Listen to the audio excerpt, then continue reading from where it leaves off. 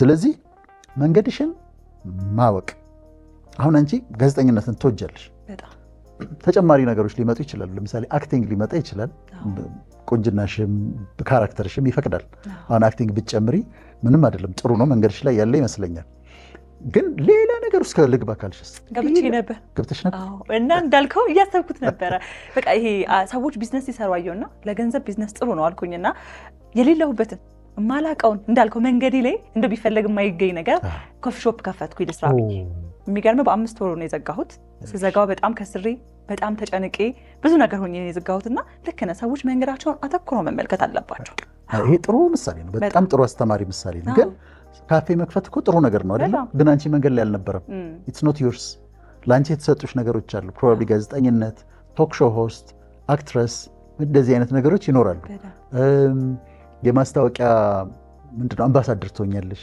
የድርጅቶች አምባሳደር ትሆኛለሽ ቶክ ሾዎች ትሰሪያለሽ በጋዜጠኝነት ትሰሪያለሽ አክቲንግ ውስጥ ትገቢያለሽ እነዚህ መንገድሽ ላይ ያሉ የተሰጡሽ ነገሮች ናቸው ያልተሰጥሽ ነገር ውስጥ ግን ገባሽና ካፌ ከፈትሽ ከባድ ዋጋ ያስከፍላልና ሰዎች በጣም መረዳት አለባቸው ይሄን በጣም ዋጋ ያስከፍላል ይሄን ማለት ነው በቀጭኑ መንገድ መሄድ ማለት ይሄንን ማለት ነው ያንቺ ያልሆነውን አለመንካት እንግዲህ በቀጭኑ መንገድ መሄድ መልካም አለን ቀጣይ ደግሞ የምናነሳው ሐሳባችን በሰዎች ደስ መሰኘት ይሄን ማለት ሰዎች በሚያገኙት ነገር ነው ወይስ እንደ ሰዎችን ስናያቸው በሰዎች ደስ መሰኘት ነው ሰዎች በሚያገኙትም ነገር በሰዎች መደሰት ሰዎችን አፕሪሺየት ማድረግ ባንቺ ዘመን የተገኙ ሰዎች አሉ ኮንቴምፖራሪ ነው የሚባለውና በኔ ዘመን ያሉ ሰዎች አሉ የተለያዩ አይነት ሰዎች አሉ እነሱን ዝም ብዬ ከምተቻቸው ከማጣጥላቸው የሚያደርጉትን ነገር ከምጥል ኢንጆይ ማድረግ ምሳሌ ልንገርሽ ኮሜዲያን ጃሚ የሚባል ልጅ አለ እንደ ትራምፕ ጸጉሩን አድርጎ ምናምን ትራምፕ ላይ ይቀመጣል አወቅሽው አወቅታ እኔ ላይ ጆክ ይሰራል በመሰለሽ የሚሰራው እኔ በመጠቀምባቸው እንግሊዘኛ ቃላት ወይ ሬስቶራንት ይወስዳቸውና ወይ ከአዲስ አበባ ጋር ያገናኝና ይሄ ዲሊጀንት ነው ኤክሰለንት ነው ፐርሲስተንት ነው ፐርሲቨረንስ ነው ዲግኒቲ ሂዩሚሊቲ ነው እያለ ይሰራል እኔ ብዙ ጊዜ በማነሳቸው እንግሊዘኛ ቃላቶች ተጠቅመው እሱ ሌላ ጆክ ይሰራበታል እኔ ሳይሆን ምንድነው የማደርገው እሰቃለሁ በጣም ነው የሚያዝናናው አይ ነው በጣም ራሴ እንዳይደም ያደርገኛል ፎቶግራፊን ይሰቅልና እዛጋ ዶክተር ወዳጀነ ስለ አዲስ አበባ ግለጽ ከተባለ እንዴት ነው የሚገልጸው ብሎ ነው ጆኩን የሚሰራው ወይም ሬስቶራንት ይወስድና የሬስቶራንት ውስጥ ዶክተር ወዳጀነ ምግቡን እንዴት ነው የሚገልጸው እና እኛ ሬስቶራንት ያለው ምግብ ዲሊጀንት የሆነ ምግብ ኤክሰለንት እና ራሴን እያየሁ ስቃለሁ በሱ አነጋገር ምንድነው እያደረግኩ ያለሁት አም ኢንጆይንግ ሂም ሂዝ ኤ ኮሜዲያን የአሜሪካ እኮ ፕሬዚደንቶቹ ሌት ናይት ሾው ኮሜዲያንስ ጋር ይሄዳሉ ቀልዱባቸዋል ትሪሉባቸዋል ይስቃሉ እና በዘመንሽ የተገኙትን ሰዎች እንደዚህ አሁን እሱ ኮሜዲያን ነው በራሴ ላይ ነው የቀለደው ግን ቀልድ ስቄን እስቃለሁ ያዝናናኛል ጨዋ ነው ደግሞ እንትን ስሜትሽን የሚነካ ነገር አያረግም በጨዋነት ነው ጋዜጠኞችን ስታዳምጫቸው እኔ አሁን ትንታኔ የሚሰጡ ጋዜጠኞች ሬዲዮ ላይ የምሰማቸው አይ ቲንክ አህዱ ሬዲዮ ላይ መሰለኝ ትንታኔ ያቅርቡ ትዕዛዙ በቀለን እንደዚህ ስሙን የሚጠራል እና በትንታኔውን እንዴት እንዳገኘው ሶርሶቹን ሲገልጽ አልጀዚራን ሲኤንኤንን ቢቢሲን ምናምን ተጠቅመናል ይላል ያንን ትንታኔ ያዘጋጀው ያንን ሁሉ አንብቦ ነው ኢንጆይ ነው ማድረገው ለኔ በረከቴ ነው ባጭር ደቂቃ ውስጥ እሱ ያንን ሁሉ አንብቦ ያዘጋጀው ለሊቱን ያቀርብልኛል እቺ ነው ማድረግ አርቲስቶቻችንን ሳያቸው ኢንጆይ ነው ማድረጋቸው ፊልም ሲሰሩ ቲያትር ሲሰሩ እነ ማንዴላ በጣም ነው ወደው በጣም እሱ ካለበት ያለው ነው ፊልም በጣም ደግሞ አስቂኝ አዎ ሲያስቀም በሁሉም ደስ ይለኛል እና እንደዚህ አይነት ጎበዞች ምሁራኖችሽ እያስተማሩ ከሆነ ማዳመጥ የዘመንሽ ምሁራኖች ናቸው እነሱ ማዳመጥ ድምፃውያን ዘማሪዎች በዘመንሽ ባንቺ ባልተገኘሽበት ዘመን ላይ የተገኙ ሰዎችን ኢንጆይ አድርጋቸው በቃ ደስ ይበልሽ አፕሪሺየት አድርጋቸው የሚሰሩትን ስራ ይላቸው የሚናገሩትን ነገር አዳምጫቸው ፊልማቸውን ይላቸው ትንታኔያቸውን አዳምጭላቸው ስለዚህ ቁጭ ብዬ አልተቻቸውም የጋዜጠኞቹን አዳምጣቸዋለሁ የአርቲስቶቹን ስራ ያለው የነሱ ሙዚቃ ሰማለሁ የነዛ እንዲ በዘመን ያሉትን ሰዎች ኢንጆይ አደርጋለሁ ከዛ ኔጌቲቭ ማይንድ የለኝም ለአንዳቸውም ኔጌቲቭ ማይንድ የለኝም በዘመን ያሉትን ሰዎች ኢንጆይ አደርጋለሁ ይሄ ማለት ነው ይሄ የረፍት ሰው ያደርግሻል ዛሬን መኖር መለማመድ ደግሞ ቀጣይ የምናነሳው ሀሳባችን ነው። ሰዎች እርፍ ያለ ህይወትን ለመኖር ዛሬን መኖር መለማመድ መቻል አለባቸው። በነገ ተስፋ ውስጥ አለመስከር ማለት ነው አይደለ? እንዴት ነው ዛሬን መኖር መለማመድ የምንችለው? ዛሬን እንዳንኖር ቢከለክሉን ሁለት ነገሮች አሉ። አንደኛ ትናንትና ነው፣ ሁለተኛ ነገ ነው። ትናንትና እየመጣ ይረብሸናል። ያጠፋው ጥፋት፣ የተሳሳትኩ ስህተት፣ ሰዎች የበደሉኝ ምናምን ጸጸቱ፣ ቂሙ ምኑ እየመጣ ከኋላ ዛሬን ሊያበላሽብኝ ይፈልጋል። ስለ ነገ ማሰብና መጨነቅ ደግሞ እሱ ደግሞ ይረብሸኛል። ነገን ማን ነው የሚያውቀው? እግዚአብሔር ብቻ፣ ማንም አያውቅም። ቀን ይዞ ቢመጣውን አታውቅምና ነገ በሚሆነው አትተማመን የሚል ይላል ሰለሞን። ቀን ይዞ የሚመጣውን አታውቅም፣ ነገን ማን ያውቅ? ማንም አያውቅም። ስለዚህ ለምን ስለ ነገ ይጨነቃሉ? አሁን አንዱም ይረብሻል፣ በድንግዝግዝ ነው የምናየው። ነገን እያሰብን እየፈራን፣ ትናንትናን እያሰብን እየተጸጸትን፣ የትናንትና ጸጸት፣ የነገ ፍርሃት ዛሬን እንዳንኖራት ያደርገናል።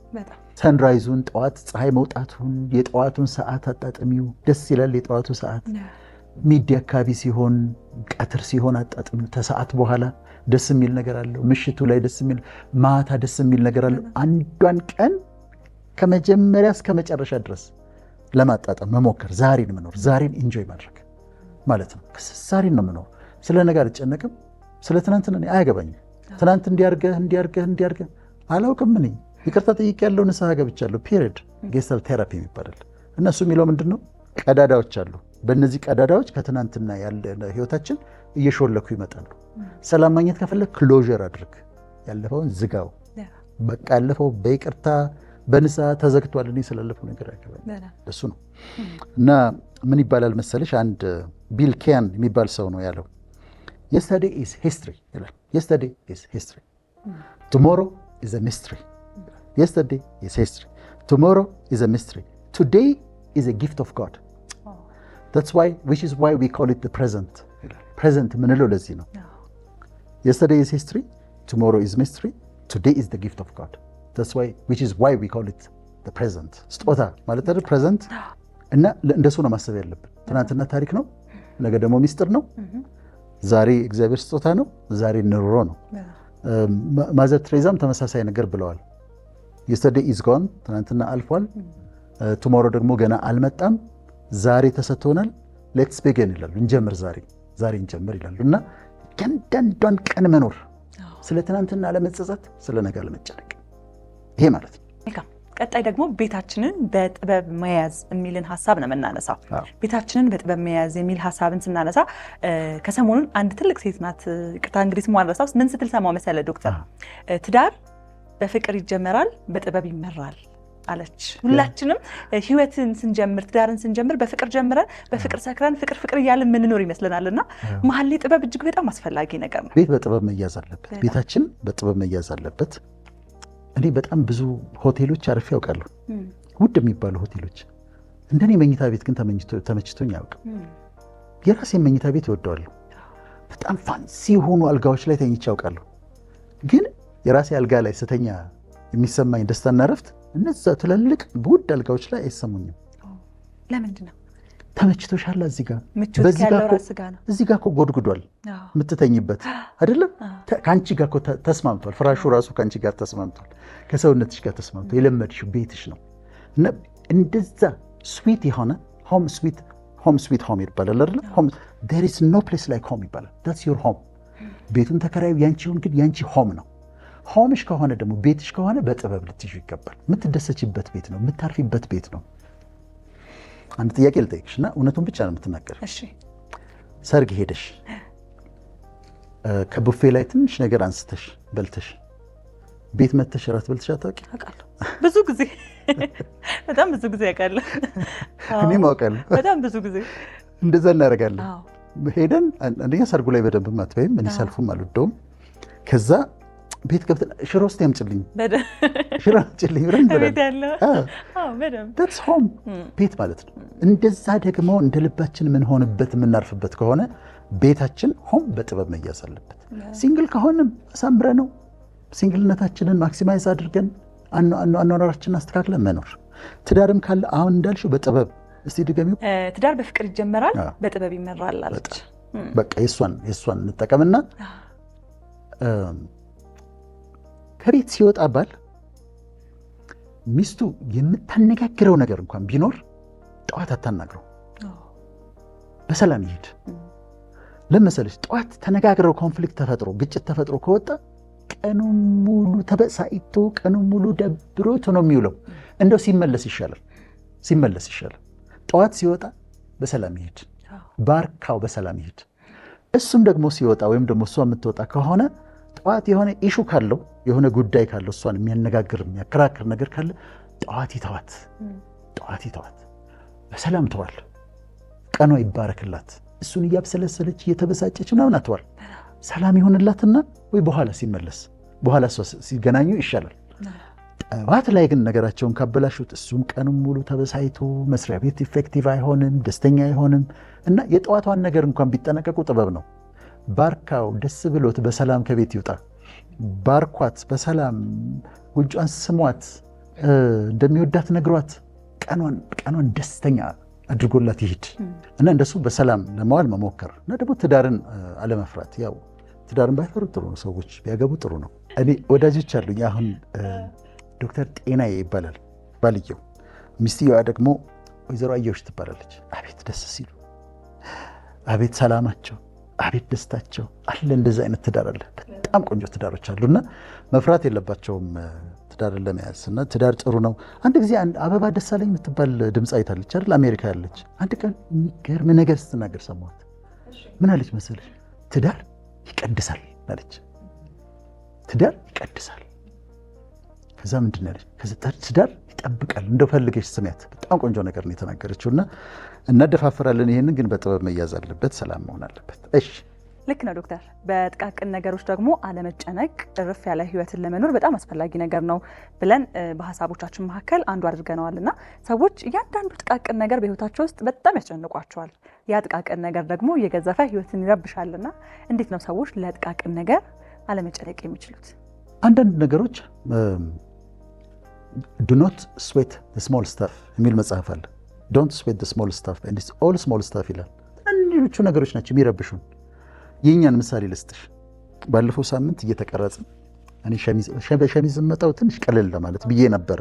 ግን ባለፈው ሳምንት ስንሰራ እኔ ሸሚዝ ሳረግ እዚች ጋር ቆልፋታለሁ። እስከዚህ አልቆልፍም መቼም፣ ግን እዚች ጋር ግን ቆልፋታለሁ።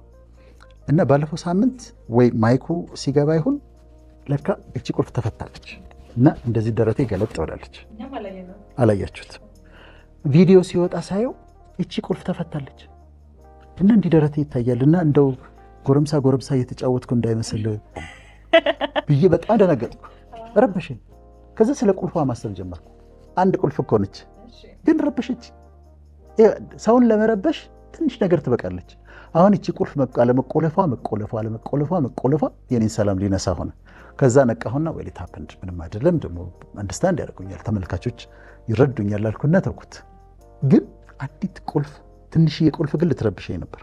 ህይወታችንን ሰላም የሚያሳጡን የረፍትን ሰው እንዳንሆን የሚያደርጉን እንዲህ አይነት በጣም ትናንሽ ነገሮች ናቸው። ብርጭቆ ተሰበረ፣ እንኳን ተሰበረ በቃ ተይው አለቀ። እና በትናንሽ ነገሮች ጊዜ ስለማይበቃን ፈጠን ለማለት አለመያዝ ለማለት ነው። መልካም። ጥሩ ጓደኝነትን መጠበቅ የሚለው ደግሞ እርፍ ያለ ህይወትን ለመኖር በቀጣይነት የምናነሳው ሀሳባችን ነው። ጥሩ ጓደኝነትን መጠበቅ ስንል ያው ክፉ ጓደኝነትን በማራቅ መልካም ጓደኝነትን መጠበቅ እርፍ ያለ ህይወትን ለመኖር በጣም ያግዘናል። ስለሱ ደግሞ በቀጣይነት እናንሳ። ወይ ብቻሽን ሁኚ ወይ ጥሩ ጓደኞች ይኖሩሽ። ጥሩ ያልሆኑ ጓደኞች ግን ይቅሩብሽ። እኔ የምወደው አባባል አለ። አይ ስታንድ አሎን፣ አይ ፋይት አሎን፣ አይ ዊን አሎን፣ አይ ፍላይ አሎን። እወደዋለሁ። አይ ስታንድ አሎን። ብቻሽን መጀመሪያ ብቁ መሆን አለብሽ፣ ያለ ጓደኛ ያለ ምንም ነገር። አይ ስታንድ አሎን፣ አይ ፋይት አሎን፣ አይ ዊን አሎን፣ አይ ፍላይ አሎን። ብቻሽን። ከዛ ጓደኞች ካሉሽ ቶክሲክ የሆኑ ጓደኞች አይሆኑ ማለት አንቺን የሚያጣጥሉ የማይጠቅሙሽ አይሆኑ። ጥሩ ጓደኞች ካሉሽ ግን በጣም ጥሩ። የአእምሮ ጤናም ላይ ሲጠና ጥሩ ጓደኞች ያላቸው ሰዎች ጥሩ ህይወት አላቸው ይባላል። እና ለእረፍት ያረፈ ሰው ለመሆን የልብሽን ሄደሽ የምትነግሪያት፣ ሚስጥርሽን የምትጠብቅልሽ፣ አንደርስታንድ የምታደርግሽ ሴት መኖሯ በጣም ጥሩ ነው ማለት ነው። እንግዲህ ዶክተር እንዲህ እያለን በስተ መጨረሻም የምናነሳው ሀሳባችን የሚሆነው በፈጣሪ መንገድ መሄድ የሚለውን ሀሳብ ነው።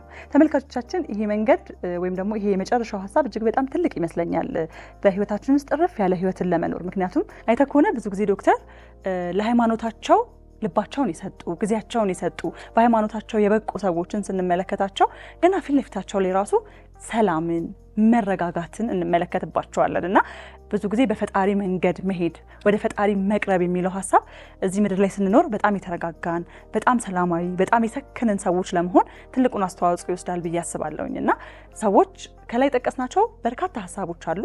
ከዛ በተጨማሪ ግን በዋናነት እዚህ ምድር ላይ ሲኖሩ እፎይ ያሉ የተረጋጉ ሰዎች ለመሆን ይሄ ሐሳብ በጣም ይጠቅማቸዋል ብዬ አስባለሁና እንዴት ነው ሰዎች በፈጣሪ መንገድ ሲሄዱ ወደ ፈጣሪያቸው በቀረቡ ቁጥር የምድርን ህይወት ሰላማዊ የተረጋጋ ማድረግ የሚችሉት?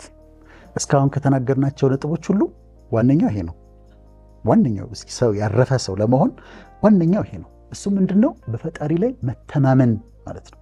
መተማመን። እኔ አንድ ቀን ምን ገጠመኝ መሰለሽ? 16 ሰዓት ነው እንደዚህ በርሬ አሜሪካ ሄጄ በኢትዮጵያን ኤርላይንስ። ከዛ ፓይለቶቹና ሆስተሶቹ ሲወጡ ፓይለቶቹ በጣም ያንግ ናቸው፣ ካፒቴኖቹ በጣም ወጣቶች ደግሞ ቀጫጭኖች። አሁን እነዚህ ልጆች ናቸው ይዘው ነው የመጡ ማለት ጎበዞች ናቸው ከኛ ካፒቴኖች። ሁሉንም ወዳቸዋለሁ፣ ሁሉንም ኢትዮጵያን ኤርላይንስ ሆስተሶቹም ፓይለቶቹም። ግን ያንግ ቀጫጭን ምናምን ልጆች ናቸው። እዚህ አውሮፕላን ላይ የወጣሁት እነዚህ ልጆች ተማምኜ ነው። እነሱ ናቸው ፕሌኑን የሚያበሩት። እነዚህን ወጣቶች ተማምኜ ነው የወጣሁት። አንድ ሰው አውሮፕላን ላይ ሲወጣ ፓይለቶቹን ካፒቴኖቹን ይተማመናል በሰላም እንደሚያደርሱት አይደል? በፓይለቶች መተማመን ከቻለ በፈጣሪ እንዴት አይተማመንም? ሰው እንዴት አይተማመንበትም? ሰርጅን ደግሞ ሰርጅኖች አሉ፣ የቀዶ ጥገና ሐኪሞች። የታመመ ሰው ይሄድና ይተኛል በእነሱ ፊት። ምን እንዲያደርጉ? እንዲቀዱ፣ ደረቱን ቀደው ሆዱን ቀደው ማውጣት ያለባቸው እንዲያወጡና መልሰው እንዲዘጉ። በአነስቲዚያ ስር ሆኖ እኮ ራሱን አያውቅም፣ ግን ራሱን አሳልፎ ይሰጣል። ሐኪሙን አምኖት በሐኪሙ ተማምኖ። በሐኪሙ ከተማመነ እንዴት በፈጣሪ አይተማመንም? መተማመን ያስፈልጋል። ማረፍ ያስፈልጋል። አንቺ እምነት የትኛው እምነት ይሁን እኛ ሃይማኖት አይደለም የምንሰብከው፣ ግን ሰው ከፈጣሪ ጋር ሲሆንና ሲያምን አንድ ሲተማመን፣ ከዛ ደግሞ በቅዱስ ስሙ ተጓደዱ ይላል። ምን ማለት መሰለሽ? አለልኝ ማለት ነው። ምን እሆናለሁ ማለት ነው። ምን ይመጣል? እግዚአብሔር አለልኝ፣ ፈጣሪ አለልኝ፣ ምን ይመጣል ብሎ መጓደድ ደግሞ እንደው እኔ አደርጋለሁ። በጣም ነው የማምነው፣ ፈጣሪም በጣም ነው የማምነው፣ እግዚአብሔርን በጣም ነው የማምነው። በጣም ነው የምተማመንበት። አልፈራም፣ አልጨነቅም። እንደሚጠብቀኝ እንደሚባርከኝ እርግጠኛ ነኝ። ከዛ አልፍና ደግሞ መጓደድ የሚባለውንም አደርገዋለሁ። ምን እሆናለሁ እላለሁ፣ እሱ እያለ እላለሁ። ከሌ መጣ አልመጣ፣ እንትን እንዲሆነ አልሆነ፣ ከሌ ፈገግ አለ አላለ፣ እሱ እያለ ምን እሆናለሁ። ይሄ መጓደድ ይባላል። በጣም ኮንፊደንስ ሲኖርሽ ማለት ነው፣ ልዩ ኮንፊደንስ ሲኖርሽ ማለት ነው። ስለዚህ ከዋናው ነገር ደግሞ ከፈጣሪ ጋር ተስማምቶ አስተካክሎ እሱን ማመን፣ በሱ መተማመን፣ በሱ መጓደድ። አለልኝ ምንም አልሆንም ማለት እሱ ያረፈ ሰው እንድትሆኝ ያደርጋል። ተመልካቾቻችን ግብዣችን ምንድን ነው? ያረፉ ሰዎች እንዲሆኑ ነው። እንዳይታወቁ፣ እንዳይጨነቁ፣ ግራ እንዳይጋቡ። የፈለገ ማዕበል ይነሳ፣ የፈለገ ችግር ይኖር፣ የፈለገ የመሬት መንቀጥቀጥ ይኖር፣ እነሱ ግን በውስጣቸው የተረጋጉ፣ የማይጨነቁ፣ የማይታወቁ ሰዎች እንዲሆኑልን ነው የዛሬው መልእክት። ተመልካቾቻችን እንግዲህ በህይወታችን ውስጥ እርፍ ያለ ሰው ለመሆን ዛሬ የተነጋገርናቸው ሀሳቦች አሉ። እነዚህን ሀሳቦች ጽፋችሁ አስቀምጣችሁ ወደኋላ በመመለስ በህይወታችሁ ውስጥ ልትተገብሯቸው የምትችሏቸው ሀሳቦች ናቸው። እኛም በተቻለን አቅም በደንብ በይበልጥ ያረፈ የተረጋጋ ሰላም የሞላበት ሰው ለመሆን የሚቻለውን ጥረት እያደረግን እንቆያለን። አብራችሁን ስለቆያችሁ እጅግ በጣም አድርገን እናመሰግናለን።